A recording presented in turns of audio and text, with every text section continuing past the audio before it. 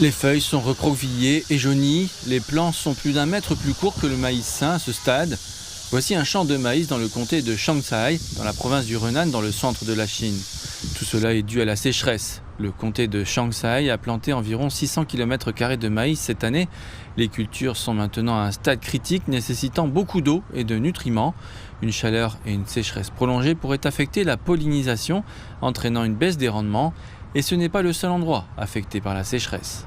41% des stations de surveillance de la province ont signalé une sécheresse météorologique grave ou pire encore, certaines régions atteignant des niveaux de sécheresse extrême.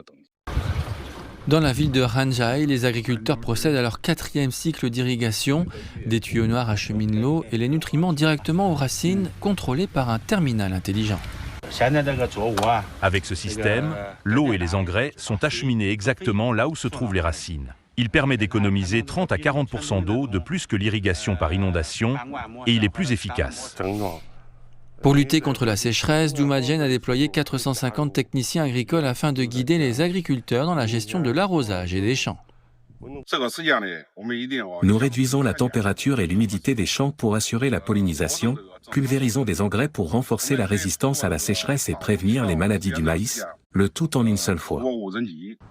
Les autorités chargées de l'eau ont libéré plus de 900 millions de mètres cubes d'eau provenant des principales zones d'irrigation et des rivières afin d'alimenter les champs.